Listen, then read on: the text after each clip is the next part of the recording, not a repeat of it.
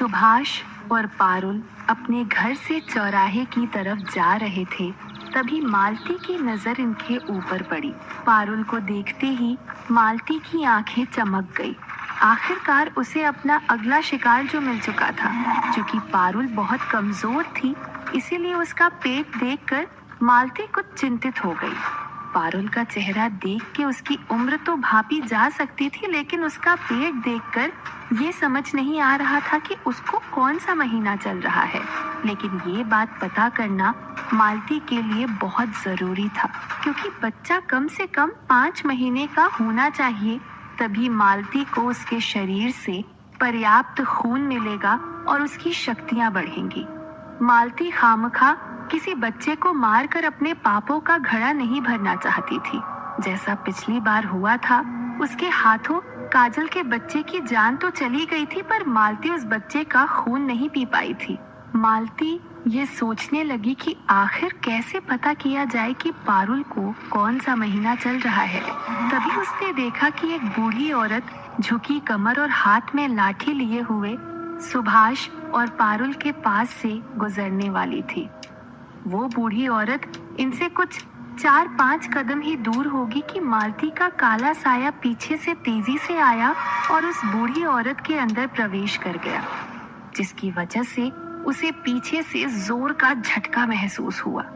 बूढ़ी औरत पहले से ही लाठी के सहारे चल रही थी, तो वो मालती का झटका सहन नहीं कर पाई और लड़खड़ाते हुए जाकर सुभाष पे जा गिरी। सुभाष ने बूढ़ी औरत को संभाला। इस पर बुढ़िया ने अपनी बूढ़ी आवाज में माफी मांगते हुए कहा, माफ करना बेटा, उम्र हो गई है तो रास्ते का पत्थर दिखाई नहीं दिया। सुभाष ने जब पीछे झांक कर देखा तो उसे थोड़ा अटपटा लगा, क्योंकि पीछे कोई पत्थर नहीं था, पर बूढ़ी औरत समझकर उसने ज्यादा ध्यान नहीं दिया और कहा, कोई बात नहीं चाची, ध्यान से जाइए।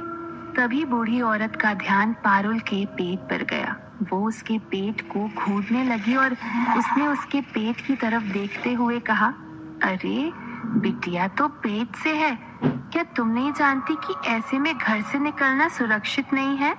ये कहकर मालती मन ही मन मुस्कुरा रही थी, क्योंकि जिससे पारुल को खतरा है वो कोई और नहीं बल्कि खुद ही थी। बुढ़िया की बात सुनकर सुभाष ने कहा, हाँ चाची जानते हैं, सुरक्षित तो नहीं है, पर क्या करे, कल से तबीयत ठीक नहीं है, इसीलिए वैद्य जी के यहाँ भी जाना जरूरी है। बुढ़िया ने भी इस बात में हामी भरते हुए कहा, हाँ हाँ बेटा, बात तो तुम्हारी बिल्कुल सही है, वैद्य जी के पास जाना तो जरूरी है। इसके बाद बुढ़िया ने पारुल की तरफ देखा और उससे पूछा, वैसे बिटिया कौन सा महीना चल रहा है तुम्हें? पारुल ने खुशी खुशी जवाब देते हुए कहा, 2 दिन बाद छठा महीना लग जाएगा चाची। इतना सुनते ही बुढ़िया के चेहरे पर खुशी छा गई। बुढ़िया अपनी बूढ़ी आवाज में ही हंसने लगी और कहने लगी, ये तो बहुत ही खुशी की बात है। बुढ़िया की अजीब सी हंसी सुभाष और पारुल दोनों को ही थोड़ी अटपटी लग रही थी। सुभाष ने उस बुढ़िया से पीछा छुड़ाते हुए कहा, हाँ हाँ चाची, खुशी की बात तो है, चलिए अब हमें देरी हो रही है, राम राम। कहकर सुभाष ने पारुल का हाथ पकड़ लिया और आगे बढ़ने लगा। सुभाष पारुल को लेकर 2-3 कदम ही बढ़ा था कि पीछे से बुढ़िया ने कहा, अरे नहीं नहीं बिटुआ, तुम्हारे लिए नहीं, मेरे लिए खुशी की बात है। ये सुनकर दोनों के बढ़ते कदम वापस रुक गए। पारुल ने पीछे मुड़कर कहा, आपके लिए खुशी की बात है? मैं कुछ समझी नहीं। जवाब देते हुए बुढ़िया ने कहा, वो क्या है बिटिया कि तुम्हारा बच्चा 6 महीने का हो गया है, तो उसका खून पीने में बड़ा ही आनंद आएगा। ये कहकर बुढ़िया जोर जोर से हंसने लगी, पर अब उसकी हंसी बूढ़ी औरत की तरह नहीं थी, बल्कि एक डरावनी हंसी में तब्दील हो चुकी थी। ये देख सुभाष और पारुल दोनों ने एक दूसरे को देखा। दोनों की आंखें फटी की फटी रह गई। दोनों समझ गए कि ये कोई और नहीं बल्कि वो काला साया ही है। देखते ही देखते बुढ़िया के शरीर में एक ऊर्जा का संचार हो गया। उसकी झुकी हुई कमर सीधी हो गई, हाथ की लाठी उसने फेंक दी और लगातार जोर जोर से हंस रही थी। बुढ़िया की हंसी देख वहाँ पे लोग जमा हो रहे थे, लेकिन किसी की भी पास आने की हिम्मत नहीं हो रही थी। सब लोग दूर से ही तमाशा देख रहे थे। सुभाष और पारुल बहुत ज्यादा डर गए थे। सुभाष ने पारुल का हाथ पकड़ा और वहाँ से भागना शुरू किया। दोनों कुछ 8-10 कदम ही भागे होंगे कि बुढ़िया एक हवा के झोंके की तरह गई और एक ही पल में उन दोनों के आगे जाकर खड़ी हो गई। एक ही झटके में बुढ़िया को अपने सामने देखकर दोनों और ज्यादा डर गए। सुभाष वापस पीछे मुड़ा और दूसरी तरफ भागने लगा। ये देख अब बुढ़िया को भी गुस्सा आ गया। उसने अपना हाथ दौड़ती हुई पारुल की तरफ बढ़ाया, जिससे पारुल को पीछे की तरफ से एक झटका लगा। झटके की वजह से उसका हाथ सुभाष के हाथ से छूट गया और वो 4-5 कदम आगे जाकर पेट के बल गिर गई। पेट के बल गिरते ही दर्द के मारे उसकी चीख निकल गई। अब पारुल अपना पेट पकड़कर रोने लगी थी। ये देख सुभाष भी डर गया। वो दौड़कर पारुल की तरफ बढ़ने लगा, लेकिन इससे पहले ही बुढ़िया ने दूर से ही हाथ से धकेलने का इशारा किया और सुभाष दूर दीवार के पास जाकर गिरा, जिसकी वजह से उसके सर से खून बहने लगा। पारुल अपना पेट पकड़े हुए धीरे धीरे उठने लगी। बुढ़िया ने दूर से ही अपना दाहिना हाथ आगे बढ़ाया और ऐसे पकड़ा जैसे किसी की गर्दन पकड़ी हो। दूर जमीन पर गिरी पारुल को अपनी गर्दन पर किसी के हाथ का आभास हुआ। पारुल अपने हाथों से उस अदृश्य हाथ को छुड़ाने की कोशिश करने लगी। बुढ़िया अपने हाथ को ऊपर की तरफ उठाने लगी। पारुल का शरीर भी उस हाथ के साथ साथ ऊपर हवा में उठने लगा। देखते ही देखते पारुल का शरीर हवा में झूलता हुआ हवा में उड़ने लगा। ये देख के वहाँ खड़े सब लोगों के होश उड़ गए। सुभाष रेंगते रेंगते उस बुढ़िया के पैरों में जा गिरा और अपनी पत्नी की जान की भीख मांगने लगा। छोड़ दीजिए उसे, भगवान के लिए छोड़ दीजिए उसे।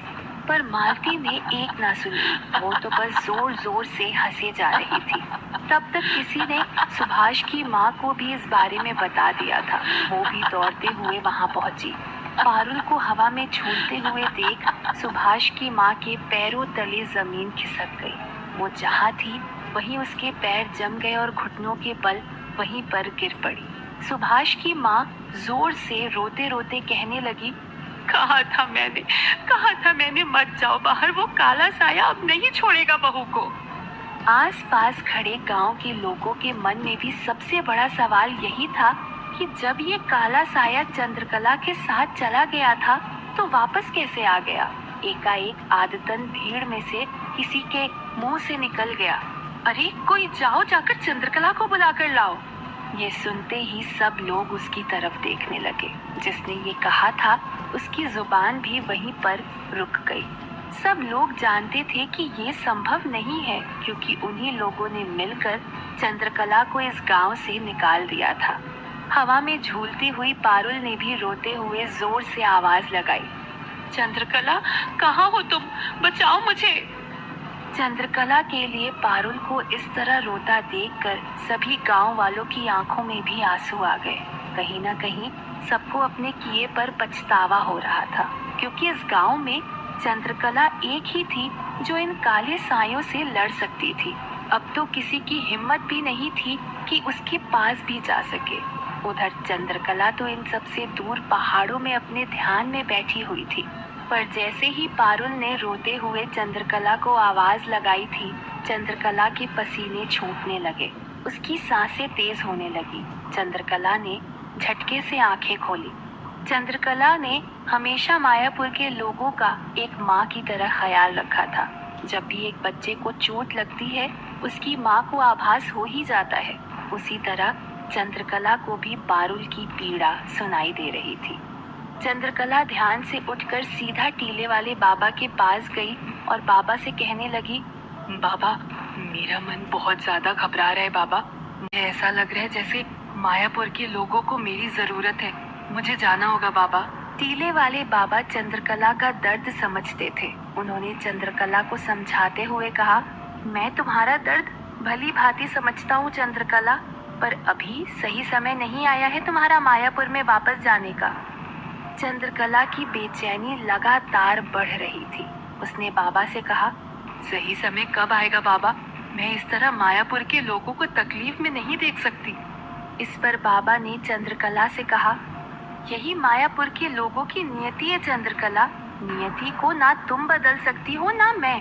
अगर नियति को बदलने की कोशिश करेंगे तो हम सब तबाह कर देंगे।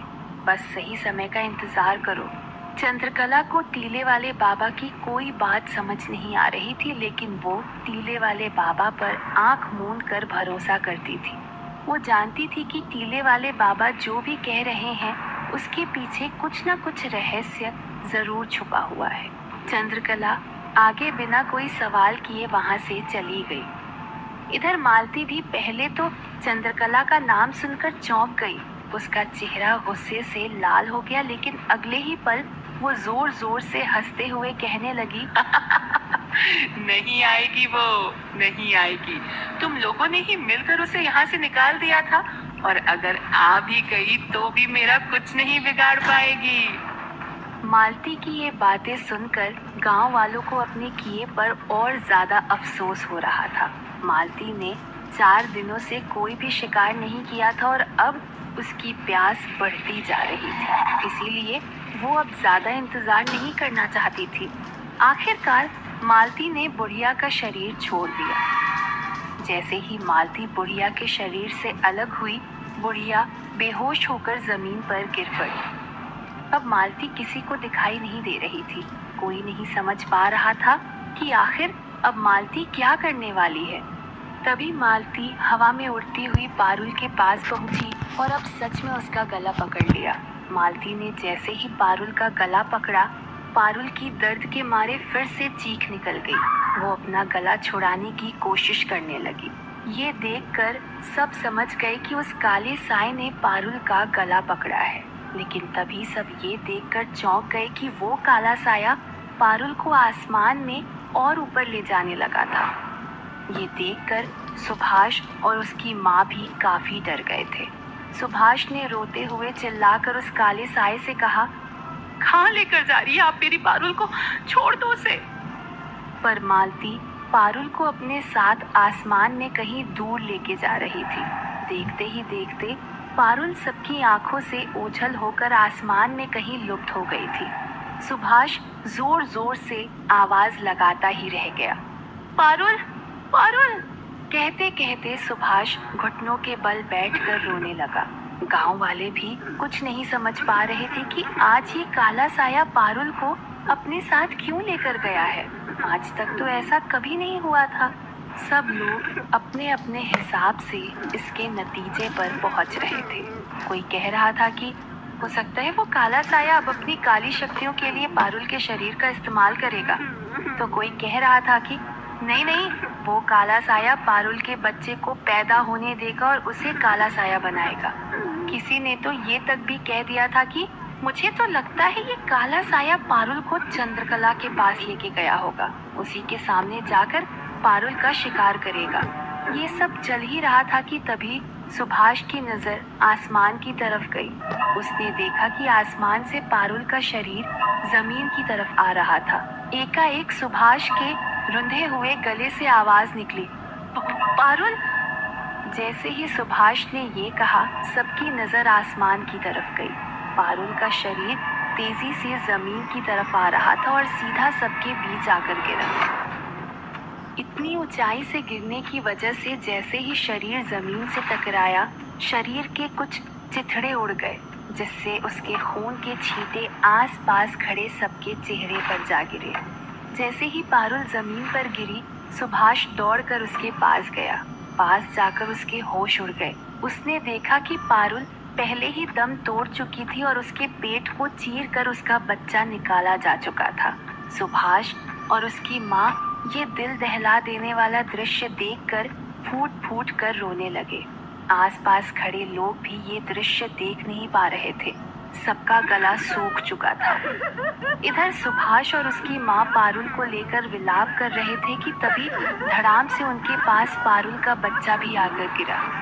उस बच्चे को देखकर लग रहा था कि उसका पूरा खून पी लिया गया है। उसके शरीर में एक बूंद खून भी नहीं बचा था। सुभाष की माँ अपने पोते को गले से लगा के और जोर जोर से रोने लगी।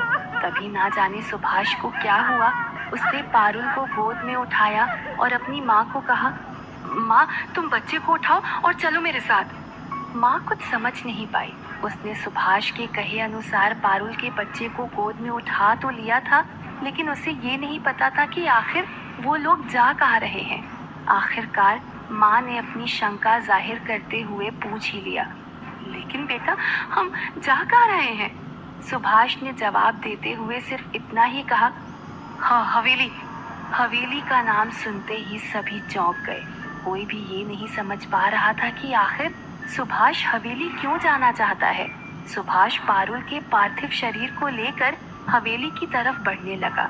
पीछे पीछे सुभाष की माँ पारुल के बच्चे को लेकर और उनके पीछे बाकी गांव वाले भी हवेली की तरफ जाने लगे। आखिर क्या चल रहा है सुभाष के दिमाग में? वो क्यों पारुल और उसके बच्चे के पार्थिव शरीर को हवेली ले जाना चाहता है?